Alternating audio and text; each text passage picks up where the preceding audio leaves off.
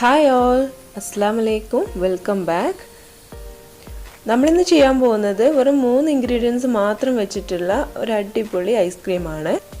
Oreo വെച്ചിട്ടാണ് ഈ ഒരു ഐസ്ക്രീം ഉണ്ടാക്കുന്നത്. അപ്പോൾ എന്തായാലും നമുക്ക് നോക്കാം ഇതെങ്ങനെയാണ് ഉണ്ടാക്കുന്നതെന്ന്. ഞാനിവിടെ ഇതിനായിട്ട് വിപ്പിംഗ് ക്രീം എടുത്തിട്ടുണ്ട്. 1 കപ്പ് വിപ്പിംഗ് ക്രീമാണ് എടുത്തിട്ടുള്ളത്. അതുപോലെ തന്നെ കണ്ടൻസ്ഡ് മിൽക്ക് വേണം. ഒരു 1/2 കപ്പോളം കണ്ടൻസ്ഡ് മിൽക്ക്. അത് എത്രയാണോ നമുക്ക് മധുരം വേണ്ടത് അതിനനുസരിച്ചിട്ട് കണ്ടൻസ്ഡ് മിൽക്ക് ആഡ് ചെയ്യാം. പിന്നെ വേണ്ടത് മെയിൻ ഇൻഗ്രീഡിയൻ്റ് ആയിട്ടുള്ള ഓറിയോ ആണ്. ഓറിയോ ബിസ്ക്കറ്റ് വെച്ചിട്ടാണ് ഈ ഒരു ഐസ്ക്രീം ഉണ്ടാക്കുന്നത്. വളരെ സിമ്പിളായിട്ടുള്ള മെത്തേഡിലുള്ള ഒരു ഐസ്ക്രീമാണ്. ഇത് ഓപ്ഷണലാണ്. നമുക്ക് വേണമെന്നുണ്ടെങ്കിൽ വാനില എസൻസ് കൂടി ആഡ് ചെയ്ത് കൊടുക്കാം. ഇനി നമുക്ക് ഐസ്ക്രീം ഉണ്ടാക്കാൻ വേണ്ടിയിട്ട് തുടങ്ങാം. അപ്പോൾ അതിനായിട്ട് ഞാനൊരു ബൗളും അതുപോലെ തന്നെ വിസ്കും എടുത്ത് വെച്ചിട്ടുണ്ട്. ഇത് രണ്ടും നന്നായിട്ട് ഫ്രിഡ്ജിൽ വെച്ചിട്ട് തണുപ്പിച്ചെടുത്തിട്ടുള്ളതാണ്. 1 മണിക്കൂറെങ്കിലും തണുപ്പിച്ചെടുത്താൽ അത്രയും നല്ലത്. ഇപ്പോൾ ഇത് നന്നായിട്ട് തണുത്ത് വന്നിട്ടുണ്ട്. ഇനി നമുക്ക് വിപ്പിംഗ് ക്രീം ഇതിൽ വെച്ചിട്ട് നന്നായിട്ടൊന്ന് ബീറ്റ് ചെയ്തെടുക്കണം. അപ്പോൾ വിപ്പിംഗ് ക്രീം പെട്ടെന്ന് തന്നെ ബൗളൊക്കെ തണുപ്പിച്ചുകൊണ്ട് തന്നെ പെട്ടെന്ന് റെഡിയായി കിട്ടും. അതിന് വേണ്ടിയിട്ടാണ് നമ്മൾ ഈ ഒരു ബൗളും വിസ്കും ഒക്കെ ഫ്രീസറിൽ വെച്ചിട്ട് തണുപ്പിച്ചെടുക്കുന്നത്. നമ്മളിവിടെ 1 കപ്പ് വിപ്പിംഗ് ക്രീം വെച്ചിട്ടാണ് ഐസ്ക്രീം ഉണ്ടാക്കുന്നത്.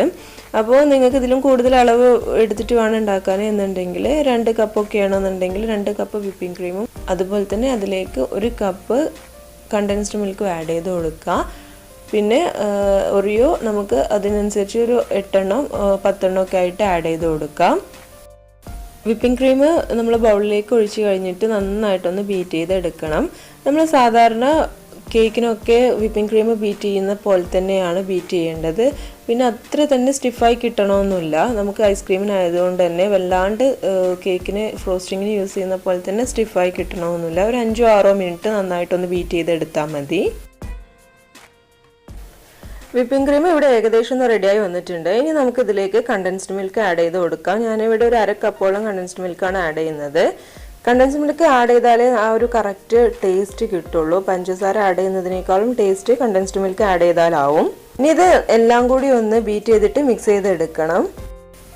ഇപ്പോൾ വിപ്പിംഗ് ക്രീം ഇവിടെ നന്നായിട്ട് സ്റ്റിഫായി വന്നിട്ടുണ്ട്. ഇനി നമുക്കിതിലേക്ക് വാനില എസൻസ് ഒരു 1/2 ടീസ്പൂണോളം ഒന്ന് ആഡ് ചെയ്ത് കൊടുക്കാം.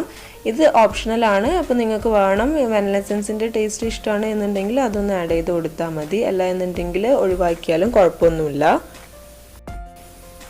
ഇനി ഇതൊന്ന് നന്നായിട്ടൊന്ന് മിക്സ് ചെയ്തെടുത്തതിന് ശേഷം നമുക്കിതിലേക്ക് ഒറിയോ ആണ് ഇട്ട് കൊടുക്കേണ്ടത്. അപ്പോൾ ആദ്യം നമുക്ക് ഒറിയോ ഒന്ന് നന്നായിട്ടൊന്ന് ക്രഷ് ചെയ്തെടുക്കണം. അപ്പോൾ ഒറിയോ പൊടിച്ചെടുക്കാൻ വേണ്ടിയിട്ട് ഞാനിവിടെ ഒരു സിപ്പർ ബാഗ് എടുത്തിട്ടുണ്ട്. ഇതുപോലെയുള്ള പ്ലാസ്റ്റിക് കവറിലേക്ക് നമ്മൾ ഒറിയോ ഇതുപോലെ ഒന്ന് ഇട്ട് കൊടുത്തതിന് ശേഷം നന്നായിട്ടൊന്ന് പൊടിച്ചെടുത്താൽ മതി. അല്ല എന്നുണ്ടെങ്കിൽ മിക്സിയിൽ ഇട്ടിട്ടൊന്ന് പൊടിച്ചെടുത്താലും മതി. നന്നായിട്ട് പൊടിയുണ്ട് കേട്ടോ. നന്നായിട്ട് പൊടിഞ്ഞു പോയാൽ ആ ഒരു ബിസ്ക്കറ്റിൻ്റെ ടേസ്റ്റ് നമുക്ക് ശരിയായ രീതിയിൽ ഐസ്ക്രീമിൽ കിട്ടില്ല. കുറച്ചൊന്ന് കടിക്കാൻ വേണ്ടിയിട്ട് നമുക്ക് ഐസ്ക്രീമിൽ കിട്ടണം. അപ്പോഴാണ് അതിൻ്റെ ശരിയായ ടേസ്റ്റ് കിട്ടുക. 6 ബിസ്ക്കറ്റാണ് കേട്ടോ ഞാനിവിടെ എടുത്തിട്ടുള്ളത്. ഇപ്പോൾ ബിസ്ക്കറ്റ് നന്നായിട്ടൊന്ന് പൊടിച്ചെടുത്തിട്ടുണ്ട്. ഇനി ഇത് ഒരു പ്ലേറ്റിലോട്ടൊന്ന് മാറ്റാം. ഇനി നമ്മൾ നേരത്തെ തയ്യാറാക്കി വെച്ചിട്ടുള്ള വിപ്പിംഗ് ക്രീമിലോട്ട് ഇതൊന്ന് ഇട്ട് കൊടുക്കാം. എന്നിട്ട് നന്നായിട്ടൊന്ന് മിക്സ് ചെയ്തെടുക്കണം. ഇതുപോലെ സ്പാച്ചിൽ വെച്ചിട്ടൊന്ന് നന്നായിട്ടൊന്ന് മിക്സ് ചെയ്തെടുത്താൽ മതി.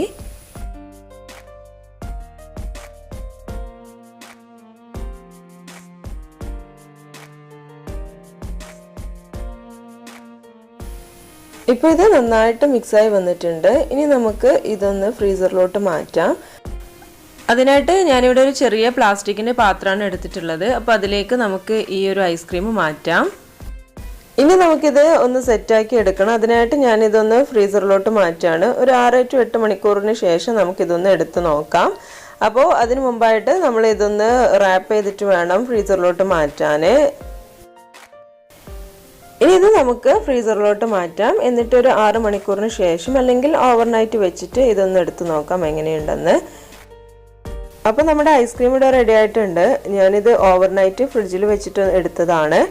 ഇനി ഇത് സ്കൂപ്പ് ചെയ്തിട്ട് നമുക്ക് വേറൊരു പാത്രത്തിലോട്ട് മാറ്റാം.